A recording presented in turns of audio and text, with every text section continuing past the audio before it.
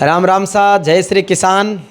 आज मैं हूँ झुंझुनू में डॉक्टर घासीराम जी वर्मा साहब के पास, जो हम सब के लिए एक श्रेष्ठ शिक्षक हैं, समाज सेवी हैं, साधु हैं, संत हैं, और मैं कहूँ कि इनका घर अपने आप में एक महान तीर्थ है।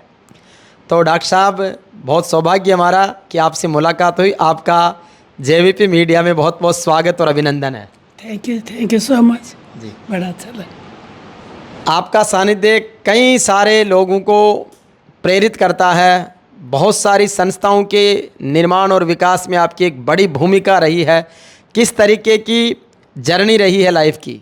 बहुत अच्छा ही है जी जो भी कर सकता जी थोड़ा बहुत करने की कोशिश करता रहता हूँ। जी। लेकिन व्यक्ति कुछ भी थोड़ा बहुत करके और बहुत कुछ पाना चाहता है, शोहरत, लोकप्रियता, राजनीति में कहीं न कहीं पुरस्कार, सम्मान। लेकिन आप एक ऐसे शख्सियत हैं जिन्होंने कभी उस लोकप्रियता या सम्मान की तरफ दौड़ने का प्रयास नहीं किया। ऐसा क्यों? इसकी कोई आवश्यकता भी नहीं है। यदि आप अच्छा काम करते हैं तो लोग स्वयं प्रभावित होते हैं, आपको कुछ भी करने की जरूरत नहीं। यदि आप अच्छा काम नहीं करते तो आप कितना ही प्रोपेगेंडा करवाएं, उसका कोई असर नहीं। जी, लोग समझते हैं कहाँ तो है और कहाँ से। तो ये 97 ईयर्स में ये हैप्पीनेस, दुनिया के जितने भी विकसित राष्ट्र हैं उनकी प्रगति का पैमाना हैप्पीनेस इंडेक्स है। और वो हैप्पीनेस इंडेक्स डॉक्टर घासीराम जी में 97 साल की उम्र में भी है। और आज मैं डॉक्टर साहब से मिला हूँ, पहले भी मिला हूँ, तो हमारे आदरणीय श्री जस्साराम जी चौधरी साहब का विशेष स्नेह और प्रेम रहा है। और आज जस्साराम जी के रेफरेंस हैं, विजय गोपाल सेठ जी का रेफरेंस मिला। तो विजय गोपाल जी की मेरी मुलाकात अमर शहीद किसान करणी राम जी रामदेव जी पार्क में हुई, और उसकी पूरी नवनिर्माण की कहानी को, एमडीएस कॉलेज की साहब के बारे में सारी चीज़ें बताई। और इस जहाँ मैं झुंझुनू में इनके आवास पर हूँ, डॉक्टर साहब के साथ ही इनकी अर्धांगिनी हमारे लिए आदर्श माताजी हैं। आप भी 95 ईयर्स ओल्ड हैं, और दोनों ही हस्बैंड वाइफ इस उम्र में बड़े हंसते खुशते आनंद के साथ जी रहे हैं। दुनिया में अगर सबसे ज़्यादा किसी में ताकत है तो वो सेवा में और शिक्षा में है। और सेवा और शिक्षा हमें संस्कारित करती है, और संस्कारों का पल्लवन और पुष्पन राष्ट्र के निर्माण की महती भूमिका निभाता है। तो मैं डॉक्टर साहब से जानना चाहूँगा, डॉक्टर साहब, वो काम जो लोगों को प्रेरित कर सके, जो यूं ही चलते चलते आपने मुस्कुराते मुस्कुराते कर दिए, उनके बारे में एक थोड़ी सी प्रेरणा दे दीजिए। देखिए, पहले तो आपने एक बहुत बड़ी गलती की है। आपने इनके बारे में इनको थोड़ा बूढ़ा सा कहा है। ये तो बिल्कुल जवान है एक तरफ। ये तो अभी भी इनमें ताकत है। जी तो मेरा बड़ा सौभाग्य है कि मुझे रुक्मणी जी जैसी संगिनी मिली। हम दोनों जिंदगी भर खुश रहे। हमारे 3 लड़के हैं, बड़े आराम से रहते, और 7 पोते पोते हैं, सारे के सारे अमेरिका में। जी यहाँ कभी कभी आ जाते हैं, लेकिन हमने तो ये तय कर लिया कि अब जो जितना बाकी जीवन जी वो अपना यहीं रहेंगे, लोगों से मिलेंगे। लोग आते हैं तो बड़ी खुशी होती है, जी उनको तो होती है, मुझे भी होती है। जी। तो अच्छा ही है, अपने देश में हूँ। एक हमारे देश के संस्कारों में जिस तरीके से वर्तमान में सामाजिक रिश्तों में एक कड़वाहट आई है, मनमुटाव हो रहे हैं, परिवारों में विच्छेद हो रहा है, उनके लिए आप एक बहुत बड़ी प्रेरणा बन सकते हैं कि 95 और 97 की इस उम्र में युवा उत्साह और आनंद से परिपूर्ण हैं। तो ये नए बच्चों को, नई पीढ़ी को भी आप एक संदेश दीजिए ताकि समाज में एक समरूपता आए, एक हैप्पीनेस बढ़े। मेरा संदेश यही है कि सिर्फ अपने लिए ही मत जीवो, दूसरों के लिए भी जीवो। अपने लिए ही मत करो, दूसरे लोगों के लिए भी करो। यदि आप 100 रुपये कमाते हैं तो कम से कम 1 रुपये की आप किसी की मदद की। जितना भी आप मदद करेंगे आपको अच्छा लगे और लोगों का भला हो, तो क्यों ना हमें भी अच्छा लगे और लोगों का भला हो। तो हम सब यही करते रहे कि समाज को हम जितना दे सकें, जी और आपको बड़ा अच्छा लगेगा जब एक बार आप शुरू कर देते हैं तो आपको और करना चाहते हो तो करते ही जाओगे। अच्छा यही है कि खूब आनंद से रहो, कि सभी से मित्रता रखो, सभी न किसी जातियों में किसी तरह का विद्वेष हो न और हो, सारे हम भाई बहन, चाहे हिंदू हों, मुसलमान हों, पारसी हों, ईसाई हों, बौद्ध हों, सब के सब उस खुदा के बंदे। तो सबसे प्रेम रखो और जितना भला कर सको लोगों का भला करो। कभी किसी का बुरा करने का कभी सोचो ही मत, क्योंकि जो आदमी बुरा करता है वो आदमी सुखी कभी नहीं रह सकता, सीधी सी बात है। तो आप तो यही है कि भाई किसी ने हमारा बुरा किया तो कोई बात नहीं, लेकिन हम किसी का नहीं करते। ये एक बहुत बड़ी बात है। मैं जो अक्सर मंच पर कविता सुनाता हूँ उसको आज एक संबल और सार्थकता मिल गई है कि किसी के काम जो आए उसे इंसान कहते हैं, पराया जो जाने उसे इंसान कहते हैं। कभी दुख है कभी सुख है इसी का नाम जीवन है। कोई धनवान कितना है कोई इंसान निर्धन है। किसी के काम जो आए उसे इंसान कहते हैं। तो डॉक्टर साहब ने इंसानियत की सही परिभाषा बता दी है और संतों का भी मुझे सानिध्य मिला। वो यही कहते हैं कि सारे शास्त्रों का एक ही सार है कि दूसरे को दुख पहुंचाने से ज़्यादा दुनिया में कोई पाप नहीं है और किसी को खुश रखने से ज़्यादा कोई पुण्य नहीं है। तो इसलिए उन सब का भी सार यही है। एक बात और मैं उत्सुकतावश पूछना चाहूँगा कि अभी विजय गोपाल जी भी कह रहे थे, आपने भी पूछा कि 75 साल से अधिक आपकी वैवाहिक जीवन को हो गए, लेकिन जीवन में कभी तकरार नहीं हुई, पति पत्नी कभी नोकझोंक नहीं हुई, ये कैसे संभव है? अच्छा हमारे दोनों में, हाँ अच्छा मैं इन्हीं से पूछता हूँ, अपनी लड़ाई हुई क्या कभी? बताओ। नहीं जी, हमारी लड़ाई नहीं है, कभी नहीं हुई? नहीं। ये तो आपका गिले चलते रहे, मुँह मेरे गिले चलती है, चलती रही लड़ाई। अब मैंने सोचा ये लड़ाई में क्या पड़ेगा ना, मैं कदे लड़ाई करोगे। बिल्कुल। लेकिन आजकल की महिलाएं माता जी, अगर पति समय नहीं दे, लंबे समय तक अपने कार्य व्यस्तता के कारण नहीं आ पाए, तो बहुत सारे शक संदेह, बहुत सारी चीज़ें ऐसी हो जाती है जिसके कारण परिवार टूटने की नौबत आ जाती है। उनको भी आप मैसेज दीजिए। नहीं जी, मैं तो नहीं, हमारा तो परिवार खुश ही है, छोटा परिवार है हमारा, बहुत बढ़िया। तो खुश है, और जहाँ जहाँ सब खुश हो वहाँ। तो ये अपने आप में खुशी दिल से है। डॉक्टर साहब ने खूब सारा दान दिया संस्थाओं को, लोगों को, बच्चों को। तो कभी आपको ऐसा नहीं लगा कि ये सारा ही यहीं लुटा रहे हैं, फिर बच्चों के लिए क्या करेंगे? नहीं जी, मेरे बच्चे तो आप कमाते थे जी कमाते ही वहाँ, हाँ सब लगे, जी कमी नहीं आई। जी।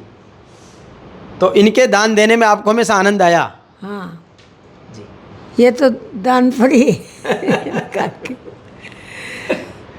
इनका तो मन दान पड़ी है। जी जी जी। तो डॉक्टर साहब इतना सारा दान करने के बाद जी हाँ उन्होंने कमाया दिया, जी जी बस। बिल्कुल। तो डॉक्टर साहब जिस तरीके से एक दान की, समर्पण की बात आई, सबसे पहले ये मोटिवेशन कैसे मिला कि एक तरीके से आपने जीवन में दान को अपना एक स्वभाव बना लिया? ये क्या हुआ है?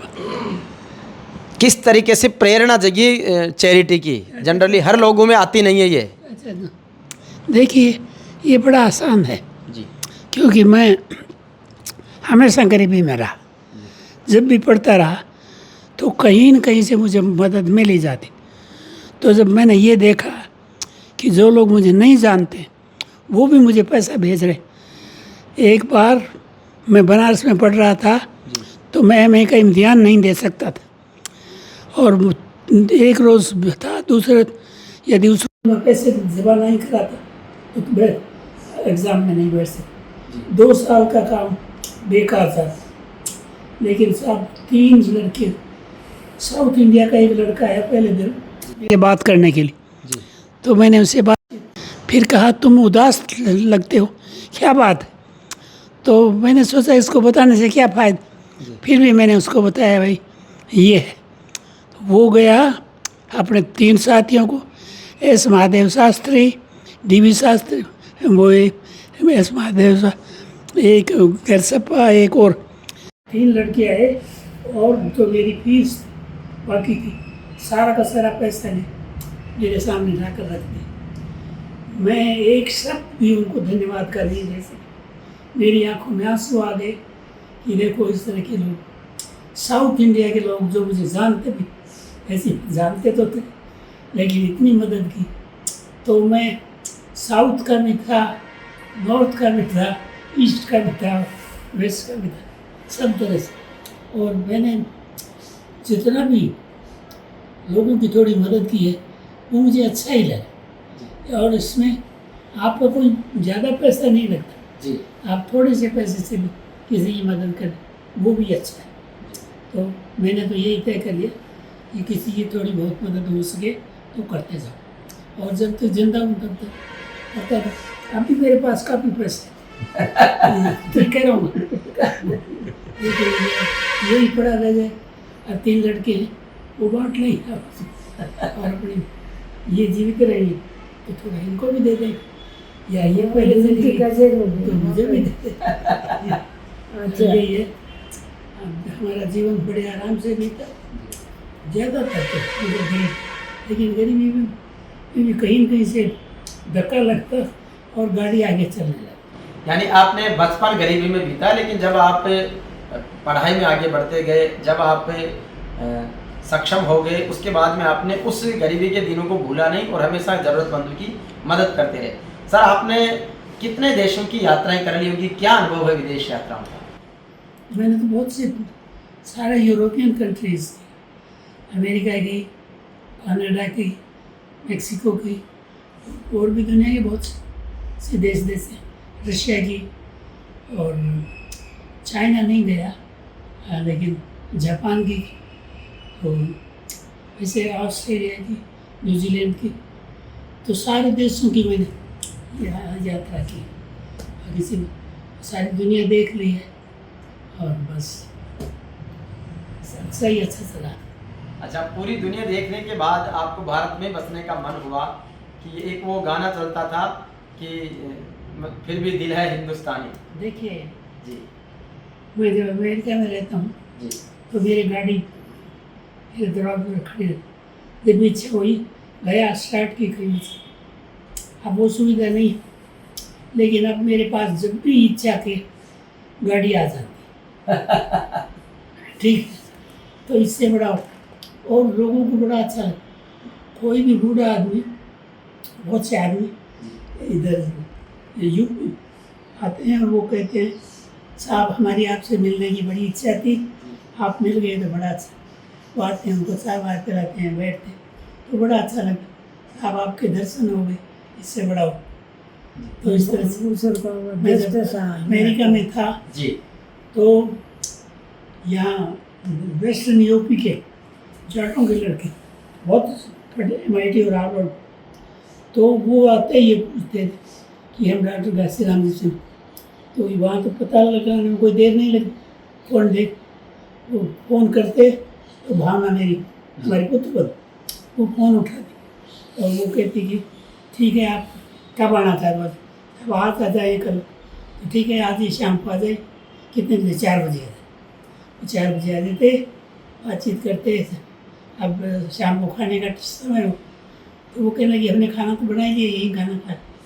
वो बैठे रहते तो बड़ी खुशी होती, काफ़ी देर तक वो अब सब लगते तो बड़ा अच्छा लगा। और यूपी वाले फिर ये होता है जो भी यहाँ आता कोई आदमी जी तो अपने बेटे से ये कहता भाई मुझे घासीराम जी से मिलना, तो वहाँ तो कोई देर नहीं लगती कि पता लगाए। उसने पता लगा दिया, उसने फ़ोन किया साहब आपसे मिलना, आ जाओ किस समय आ रहा हूँ, इतने बजे। ठीक, मैंने बता दिया, आपने डायरेक्शंस दे दिए।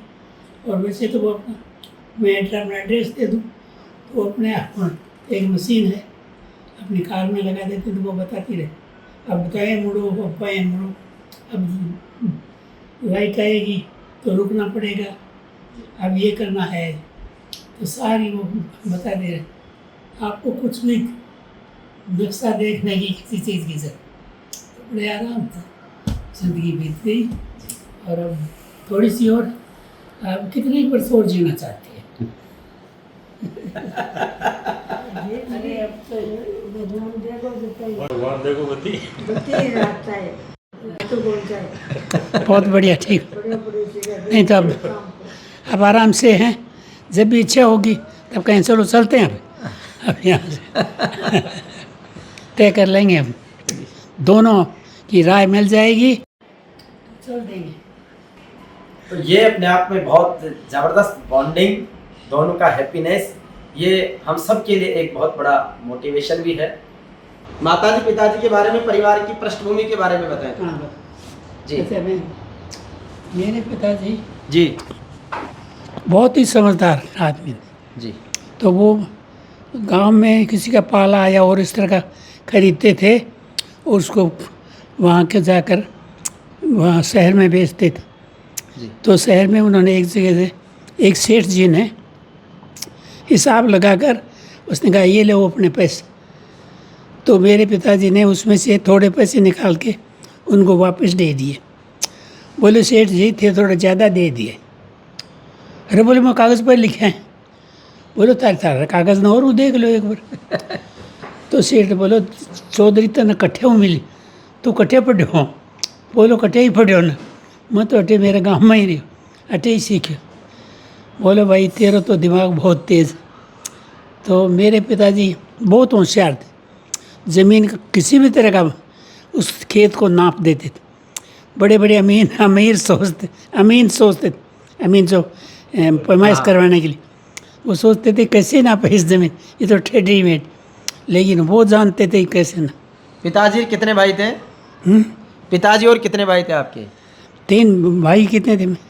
आपके पिताजी और मेरे पिताजी का कोई भाई नहीं, वो वो अकेले। अकेले थे। फिर आप 3 भाई हो? हाँ हम 3 भाई। तो आप बड़े बड़े हैं? नहीं मैं सबसे छोटा। सबसे छोटे हैं। वो तो खत्म ही हो गया। आपके दोनों भाई राम जी को प्यारे हो गए? हाँ, हो गया। हाँ दोनों। अच्छा, तो वो भी जैसे सरकारी सेवा में, शिक्षा में रहे या अलग क्षेत्र में रहे? खेती में रहे, खेती खेती। जिंदगी भर दोनों खेती में रहे। अच्छा, तो अब उनके बच्चे भी लेकिन आपको देख के नहीं अच्छे बच्चे तो अच्छे स्कूलों में पढ़ रहे हैं, पढ़ा रहे हैं, अच्छी सर्विस तो पूरा परिवार अब शिक्षित और अलग अलग सेवाओं में आ है। रहे हैं। जी जी जी। एक सर बच्चों की एजुकेशन सिस्टम को लेकर क्या कहेंगे? किस तरीके से एक गार्जियंस के लिए और एक स्टूडेंट्स के लिए आपका मैसेज? देखिए एजुकेशन तो बहुत ही ज़रूरी है, लेकिन उसके साथ साथ उनको अच्छे संस्कार भी मिलने चाहिए। जी और सबसे बड़ा ये है कि यदि तुम्हारे पास किसी की मदद करने के लिए कुछ हो तो आप ज़रूर मदद करें। बहुत से लोग ऐसे हैं जिनको खाना नहीं मिलता, जी यदि आपने एक टाइम उनको खाना नहीं दिया उनके लिए तो ये भी बहुत बड़ी बात है। बिल्कुल। तो कुछ न कुछ भला करते जाओ, आपको बड़ा अच्छा लगेगा जब भी किसी भला कर। जो बुरा करता है उसको हमेशा बड़ी तकलीफ कि मैंने किसी का बुरा किया, जी लेकिन बुरा करने की जिनको आदत है वो करते ही रहे, मिच्छू डक मारता है। इसलिए बुरा करने वाले लेकिन वो सुखी नहीं रहे।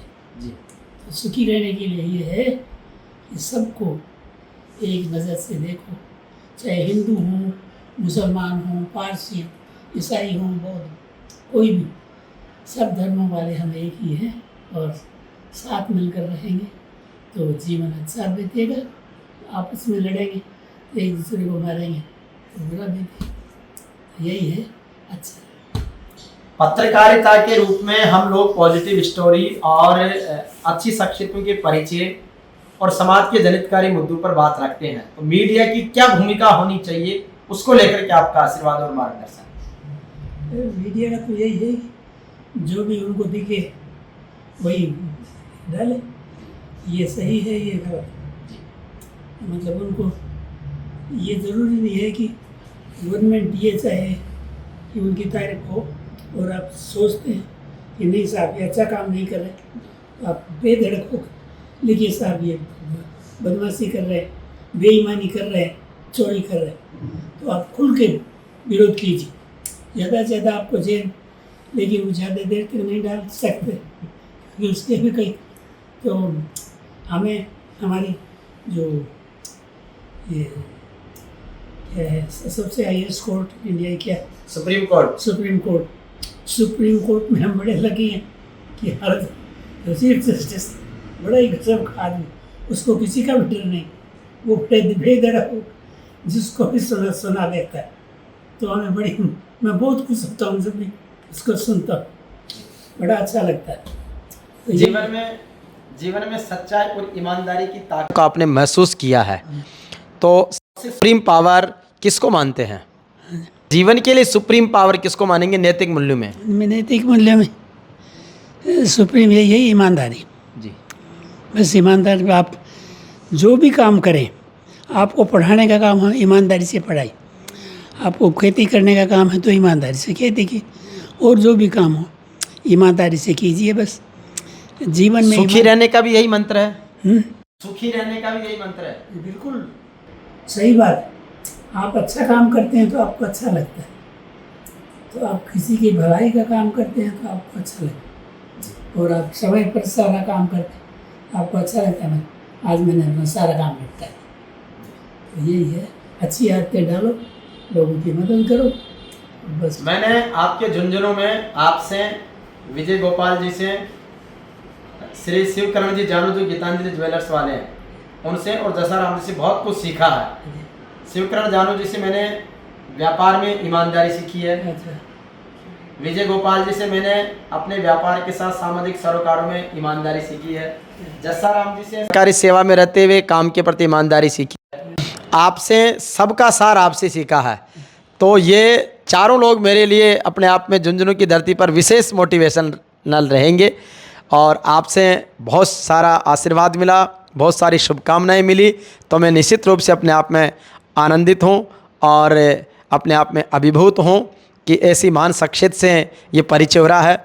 आज 10 जुलाई 2024 का डॉक्टर घासीराम जी वर्मा के साथ ये साक्षात्कार और स्नेह और सम्मान के क्षण आने वाले समय में मेरे लिए अपने आप में एक बहुत बड़ी ऊर्जा का संचार करेंगे, और मैं इन्हें बारंबार फिर से प्रणाम करता हूँ, वंदन करता हूँ। बहुत बहुत धन्यवाद, बहुत बहुत धन्यवाद। जी सर, धन्यवाद।